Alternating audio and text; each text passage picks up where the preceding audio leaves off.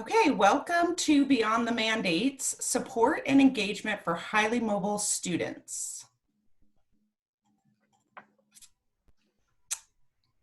This is us. We are obviously pre-recording this and from our homes.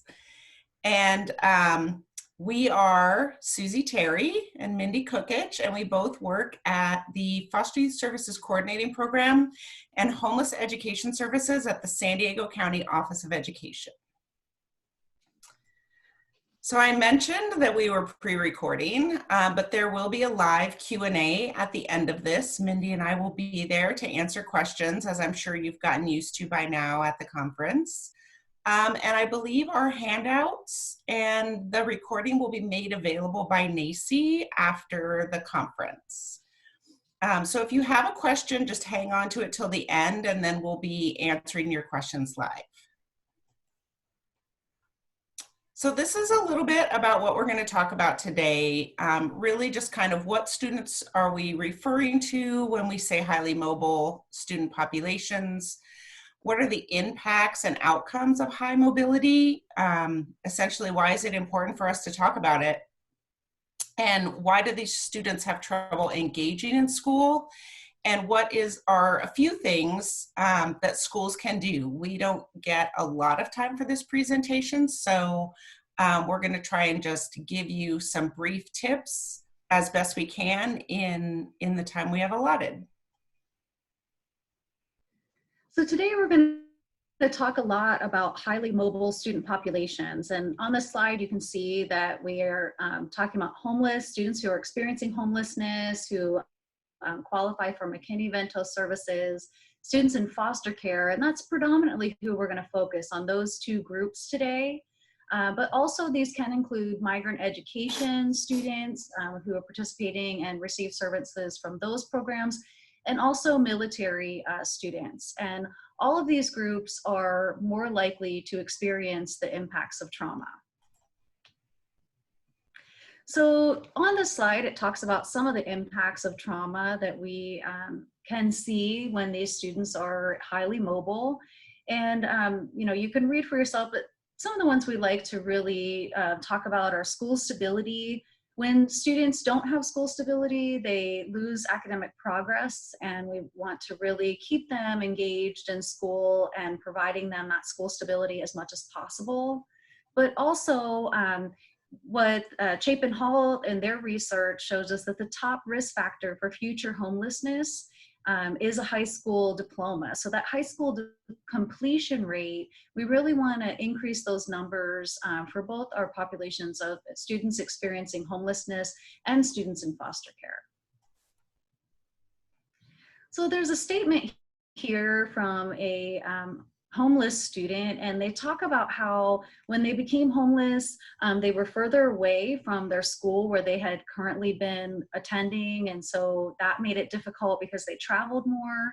They talk about it was noisy where they were at, and they couldn't do their homework, and they were always moving, and also that sometimes meant that they weren't prepared. They had lost their books, or they didn't have their school supplies. And so these things can lead to students appearing disengaged when they're at the school in terms of they're falling asleep, they're not completing their work. And so we really just want to point out that we need to dig deeper when students are having these types of things that we're seeing in our classrooms or in our schools, and also now with virtual learning, taking into account that there could be other factors that are creating that lack of engagement. So this slide similarly has someone from foster care who has a quote that talked about, they just kept sending her over and over to the office instead of asking what was wrong.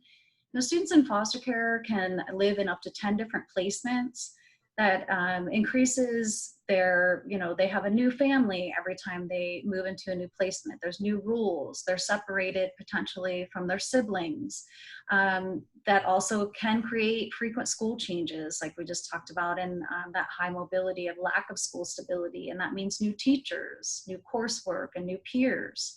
And often just the act of being placed out of home, and then those replacements over and over can be re-traumatizing for any student who is facing that with foster care and homelessness as well.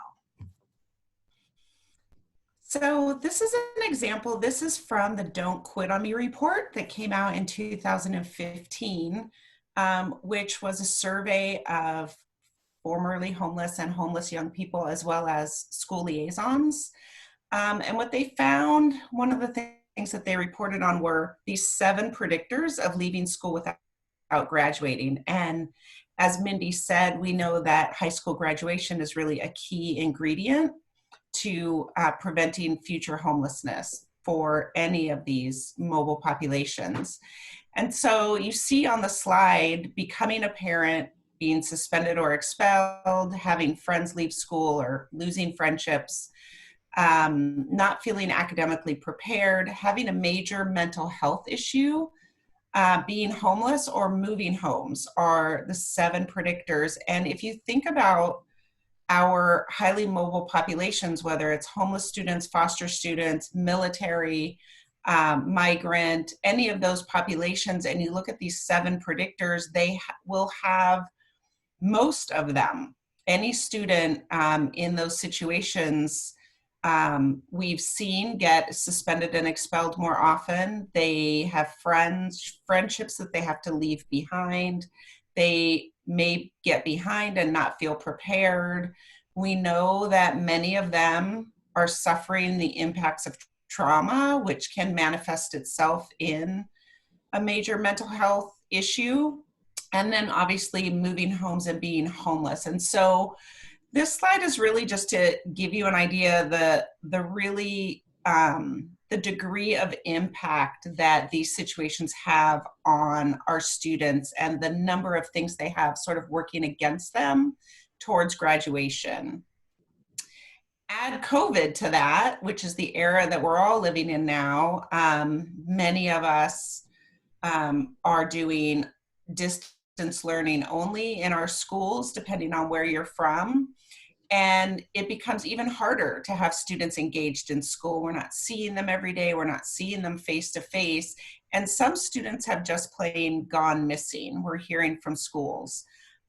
Those students may lack access to devices or the internet. They may have become essential workers, or their families have become essential workers because that's what's available right now, whether it be working in the fields here in California, at grocery stores, doing Instacart type jobs to help keep food on their own tables and take care of their own families, or their parents have become essential workers and they are busy taking care of their younger siblings. They may be living in chaotic environments, in large groups of people in one room, no place to really sit and concentrate and access school in a manner where you can sort of focus on what's going on. And then student-teacher relationships. Some students are not connecting because if they already felt invisible when they were in the physical classroom, they don't really feel like they're going to be missed in the virtual classroom. So those relationships that you've had with your students become even more important when we're talking about getting them to engage in an online environment. And I think we have a slide coming up on also related to that, about just not wanting to bring people into your home environment that you didn't want to before, but we're going to talk about that coming up. This slide is really just sort of shifting into what we can do about these students and about some of these negative impacts. We know that there are mandates that legislate how schools have to educate students experiencing homelessness and students in foster care. Those you see on the slide, the McKinney-Vento, and Every Student Succeeds. And in California, like many other states, we have state laws also around the education of students in foster care and who are homeless.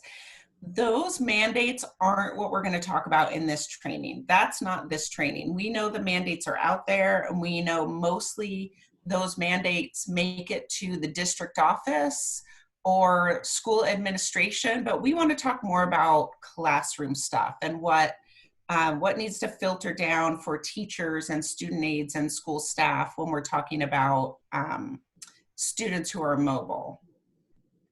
So what that really means is about how we engage with our students in order to increase those positive outcomes. How are we using engagement strategies to keep them in school, keep them engaging with us and coming to class, and then get them to that finish line of actually graduating. And one thing that we know that sort of ties into what we've already talked about when we talk about highly mobile students is that engagement strategies are trauma informed. They tend to be strengths based, they tend to be relationship based, and they help us identify what the barriers are. Obviously, the more connected to your students you are, the more you know them, the more you're going to get insight into what the barriers are, what's keeping them from fully engaging in your classroom.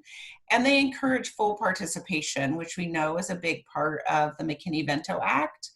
And also, every student succeeds when it comes to students in foster care, but all students should be getting access to full participation in all kinds of activities offered through schools.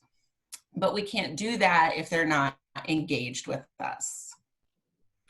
So on this slide, we're really taking a look at, the idea of one person sees a 6 and one person sees a 9.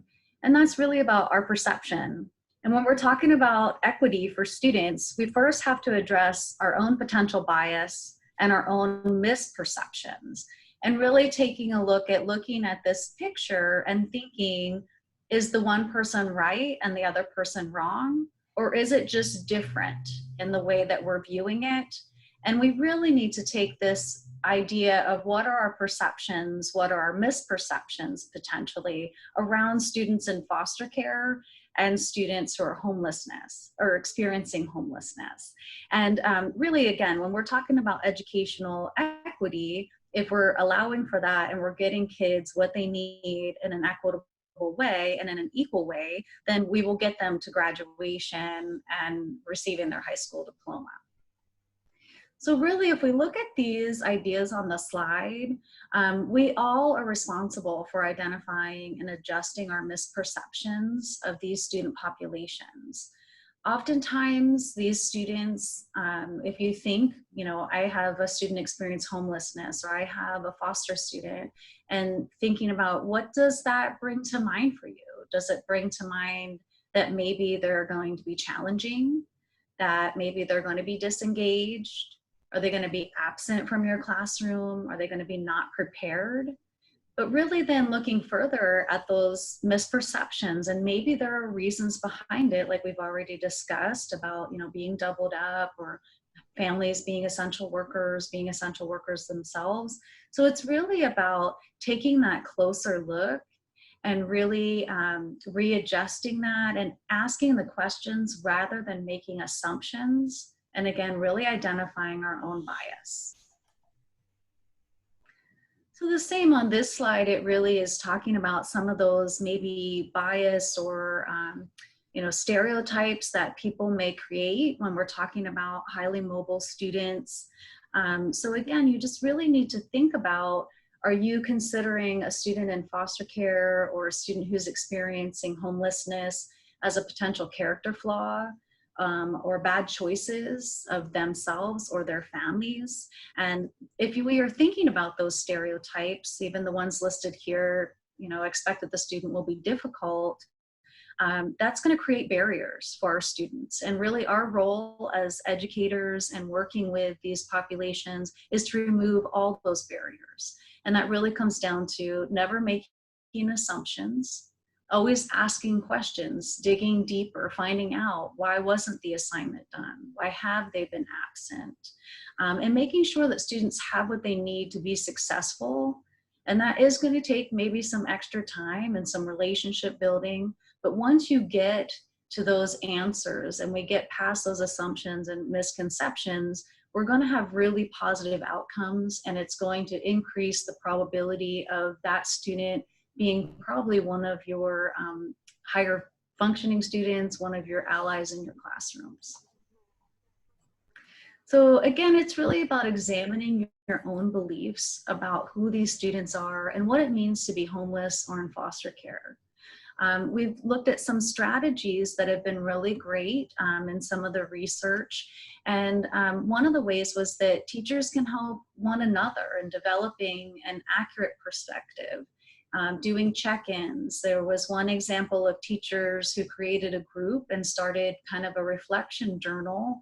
And then they would share those with that group so that they could each work through what some of those biases and misperceptions might be, and helping to understand, you know, other teachers may have a better relationship, a better, you know, have already got to those questions and those root answers that they could answer those questions and say, oh no, that's not what that is for Jimmy, that, you know, he's experiencing this and that's why those things happen. Also going through professional development and getting exposure like you are today. That's really important for us to continue and being continual learners. And then also, never again making assumptions about their behaviors or their parents' behaviors. And one other example that we had found that was really enlightening was that there was a school who had recognized that, especially their families who were experiencing homelessness, were not participating in things like teacher-parent conferencing and different meetings that the school would host. And when they did a poll, what they found out was a large percentage of those parents didn't have access to transportation, or maybe they were working. There were things that were barriers to them making it to those meetings. So they flipped and started doing the meetings more in their shelters or places where the families were residing. And they found that those parents were super engaged when they were elicited and removing some of those barriers that they may have been facing that had created that perception of lack of engagement. So when we talk about, like, once we've sort of examined our perceptions and we want to get into how do we get good engagement in our classroom environments, there's sort of three areas that we talk about that students need most. And that has to do with the sense of safety, feelings of hope, and feelings of connectedness. So in general, when we talk about safety, we're referring to things that don't make students feel like they have come out of the blue. So a lot of the stuff that you learn when you become a teacher or you become a counselor or a social worker around, you know, lots of like pre-warnings of what's coming up and lots of reminders about things. We have teachers that have talked to us about little like sticky note systems that they had in their classrooms for different reminders with different students, having an agenda every day. So every day students know sort of what's happening, what's coming next. Really let predictability, consistency, all of those things really lend themselves to safety.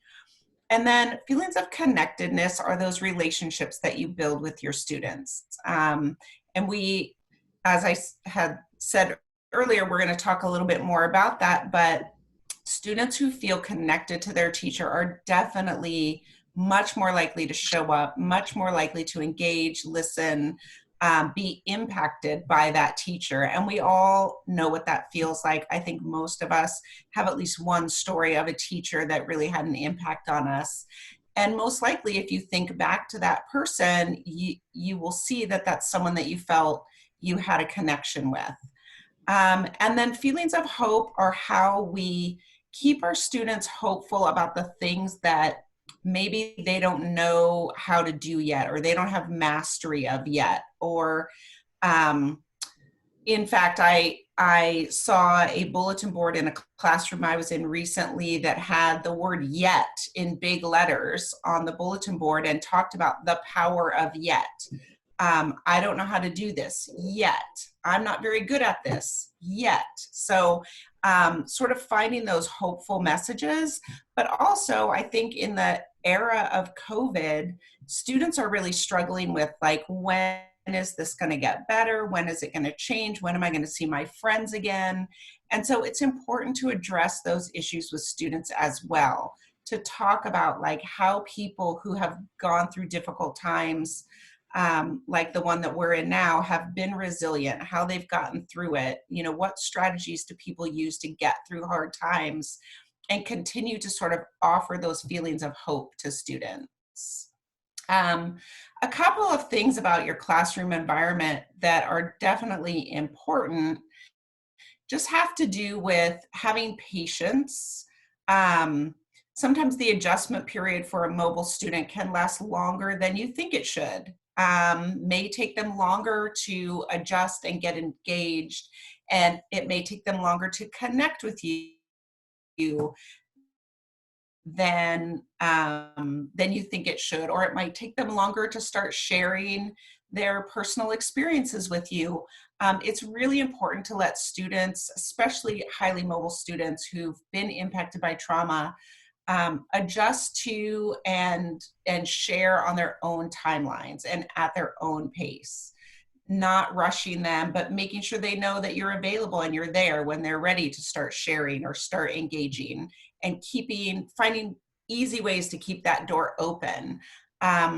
So that's sort of the checking your expectations, but also spending time in the beginning really working on encouragement and having ways for them to catch up, having easy packets or activities available that can help them catch up with where you guys are in class, without too much pressure, without them having to spend time in the classroom feeling lost or like they don't know what's going on. That's a surefire way, especially now that we're digital, to get a student to just tune out and stop listening because it just feels like I have no idea what's going on anyway. Respecting students' privacy. Everyone doesn't need to know about their situation, so we have to be creative and find ways to have these conversations, to do this encouragement with students that doesn't single them out. I think in a lot of situations, the easiest way to do that is to behave that way with all your students, to offer what you would a student that might be struggling or need extra encouragement to all your students, but also just finding private ways to use breakout rooms if you're distance learning, or to have semi-private conversations. But also, you'll see on the slide, privacy also sort of equals offering choices. Not every student wants to do an autobiography project or a family tree or a photo related project, things where they're going to be required to share something they might not want to share. I read something just today about that a parent wrote on a message board that I was on, for teachers, about how often she hears her teachers say, tell your mom or dad, or get your mom or dad to help you with this. And then in her son's classroom, she finally heard like one brave student sort of, digitally raise their hand and say, but I live with my grandma. So just remembering also that like not everybody has a mom and a dad, that's not the standard situation. And then just remembering that it's never easy for students to feel different, even if you have never been highly mobile or you've never been impacted by trauma. Just developmentally, as we go through school, we know how hard it is to be different. And so if students feel unwelcome or marginalized, or like their differences aren't respected in your classroom, then again, they're going to be less likely to engage and keep attending. So these are sort of the core priorities that we talk about when we talk about distance learning, since so many of us are distance learning right now. And this sort of goes along with the engagement slide that looked very similar, that I spoke to earlier. Predictability becomes really important. Trauma really creates intense feelings around unpredictability. Whether it's trauma or not, COVID has sort of upended normal life for all kinds of kids. And the loss of our usual habits, the loss of the way of life that we all were used to can really cause some of the same types of manifestations and can cause shock and grief. And so it's important to try to prioritize predictability however you can. There's one story even of a teacher that was distance teaching from her home, but had gone to her classroom and gotten like posters and items from the classroom that she could have in her environment behind her to make the students feel more comfortable and more like, you know, this is their classroom, and see things that are familiar to them. It's also really important, especially with distance learning, especially with highly mobile students, to have flexibility. This trauma or having our lives upended also involves sort of feeling a loss of control. And that can be triggered for a lot of students when teachers are extremely rigid or inflexible. It's really important to notice when your students might be struggling and collaborate with them to help them find a routine, help them find resources or strategies, and also give them some flexibility around assignments and due dates. And then connection, we've talked a lot about this already. It's such a key ingredient to having students become engaged, just the importance of fostering those relationships. And then empowerment, giving students ways to take control and create empowering situations for them. We're going to talk a little bit about one of the ways you can do that by not requiring students to have their cameras on during every Zoom call, or letting them sort of have a say in how classroom routines are going to go, or using polls to let students vote. But these are sort of the core priorities around this distance environment that we want to sort of expand upon for you guys. So this slide and the next slide goes into a little bit with the same idea, but it's really thinking about in the virtual classroom, how we want to pay attention to what we're doing and how it could be affecting our students, and especially these individuals that we're talking about today in their living environments. So Susie kind of just mentioned real briefly there around having the videos on or not. And so we want to think about in that don't list, it's really important that we aren't creating grading or attendance and participation points based on if the video is on or off. And we don't want to remove students from our classroom or from any meeting because they refuse to turn the video on. We don't want to trick them, of course, into turning that video on for any reason. And we don't want to give extra credit for students who do and don't. And some of those reasons are, like we've shared already, they could be living in environments that they don't feel comfortable. All of us are allowing people into our home environments in a way that we never had expected that we would do. And for even some of us as the professionals, it's maybe embarrassing to really just feel like we are showing these things to people that we wouldn't want to. So we don't want to create that space where students could feel like they could be bullied, it could be used against them, or that again, they're not going to get the credit because they're not willing to do it. So really what you want to do is create that choice in allowing for whether it's blurred backgrounds, maybe some fun filtering, Bitmojis and things where you could be sharing a symbol or something there where it's not just the name showing up or a blank screen, and really asking questions to assess that virtual meeting. So using the chat box, using polls. I've been involved in a lot of trainings and things lately where they do the polls to keep people engaged. Doing the nonverbal reactions that are available through Zoom and other things where you have thumbs up or hands clapping. And then also just using other assessment tools for engagement. So again, are they engaging in the polls? Can you do Google Forms? And there's a whole list there of different utilities that you could use that could still show engagement without the actual video being turned on. And then why it really matters is, again, that's that privacy. They're displaying their living space to their peers. Safety. Also, in these environments, people could capture images or things and then use that for cyberbullying. And we have already heard of some reports coming out that are speaking to middle school students who are struggling a bit with watching themselves on the video, and again being distracted from the learning because they're so concerned about what they look like or what people might be thinking. So again, really thinking through how you want to address and give those options. Some people are going to feel quite fine having their video on and being, having that exposure, while others just really should have the option if they don't feel comfortable.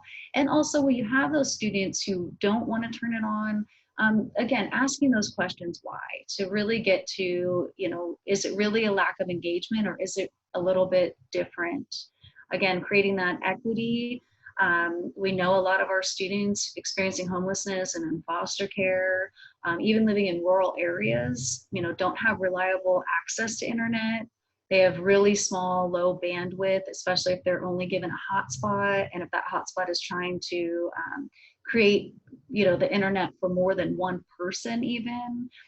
Some devices don't have video capability. If families are sharing devices, they may be given something that day that they're using while the other family members are engaging in their meetings or classroom activities. And so they might have limited access to that. And then also, again, just feeling shy or anxious. There's a lot of anxiety provoked with this new environment in education. So we really want to just be aware of that. Again, asking and never assuming is really the bottom line. And if the last one on there is about not liking teaching the blank screens, again, get creative with that. Allow for using school pictures or Bitmojis. Encourage everybody to create those. So if they do step away from their camera, even if they are someone who typically leaves it on, that everybody has that option to create and have a little bit of fun while doing that.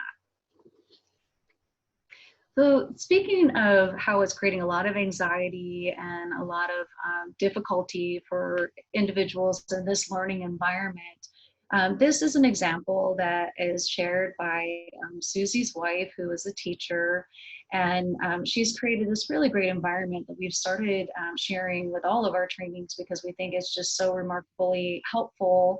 So in this room, everything that you click on is actually something that will take you to another environment to learn and relax. So when you go on to, say, right now the cursor is down on the desk, there's at the desk, there's a weekly health calendar for home health. And then also the little picture there is a study and concentration music. So if you click on either one of those, it gives you that. And the little bookshelf there, at the top there, or the bookcase, sorry, at the top, that's a fun food growing activity. On the second shelf, there's a teen health hot topic and also healthy breakfast challenge. On the next shelf down, there's a full audio reading of Harry Potter. And on the bottom shelf, it's printable color pages. But also, throughout that room, every picture, like I said, everything on each of those bookshelves takes you to an environment that's calming, relaxing, or just some kind of activity to break it up and kind of give you some time away from the school day, or just to calm down if you're experiencing some anxieties.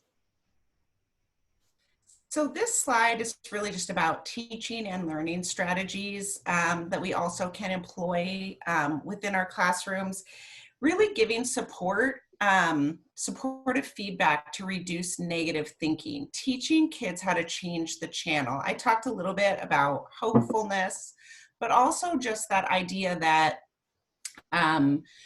there are ways that we can make small changes that can help us engage in more positive thinking. So, teaching us how to take a break, take a brain break, maybe go into the calming room that Mindy just showed you, and come back to sort of handle whatever negative situation may have been taking place. Creating islands of competence sort of refers to the fact that any student, even if they're behind in your classroom, have their own areas of competence. It's that strengths-based approach. And oftentimes with highly mobile students, there are ways in which the schools don't measure their areas of competence. They can navigate situations oftentimes.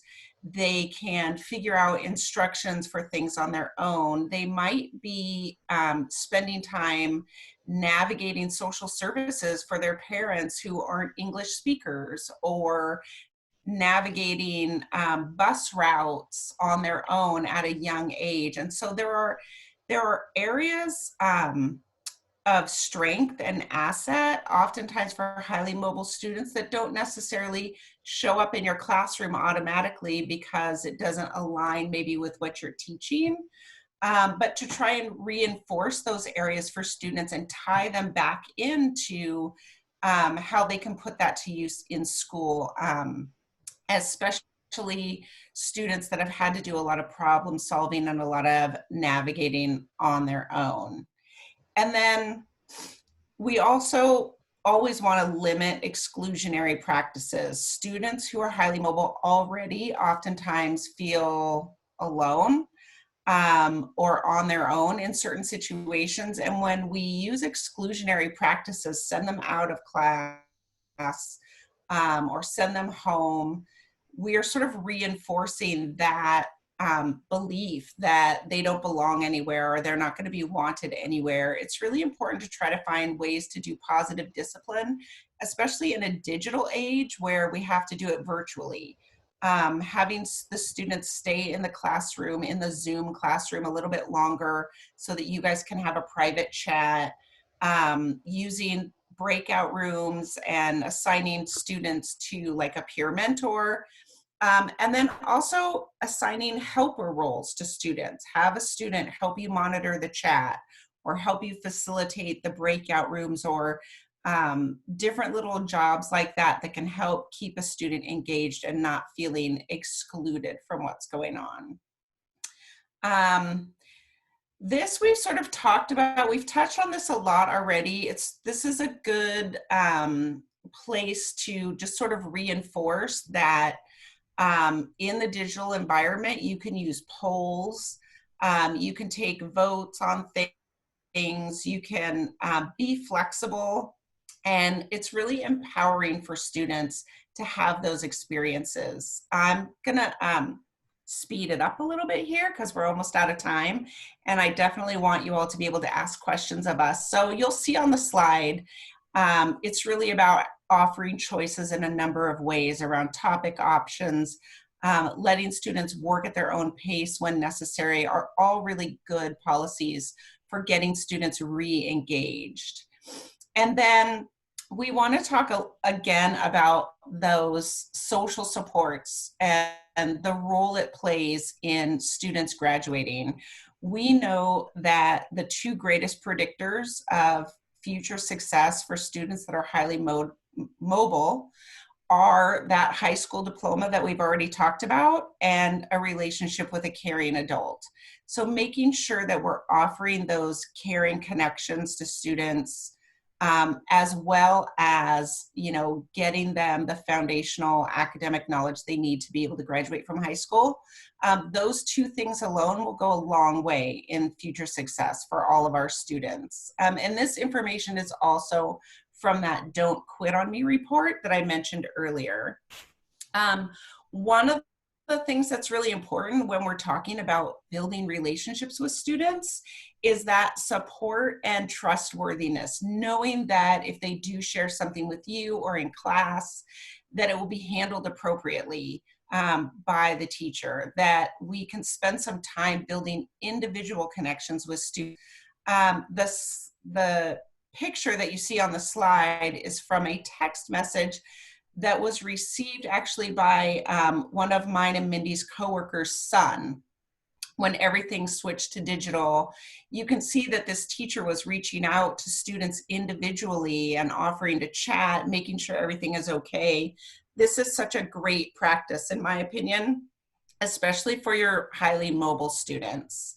And then support around sort of what we refer to as regulate, relate, and reason. And so regulate just refers to things we do to help students remain calm, to teach them to sort of regulate their emotions, stability, and mindfulness and exercises of that sort. And then relating, letting students know like that their feelings are valid, that you get it, that your life has been upended too, and we're all in this together, and that you can relate. And then reason.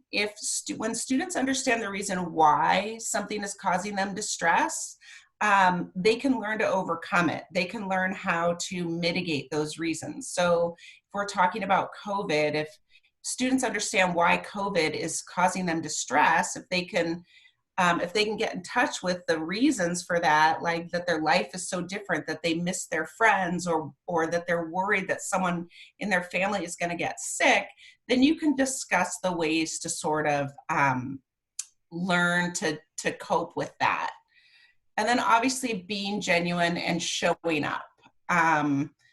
If you look again, like at the picture of the text message, it's such a genuine sentiment from this kid's teacher, and the teacher is really just showing up for him, just letting each student know, like, I'm here if you want to talk. I'm wishing you well. It's the best example that I can find to talk about what it means to be genuine with kids and show up. And that brings us to the end of the recorded portion of this training, and we're going to open it up, I think, for live Q&A. Thank you.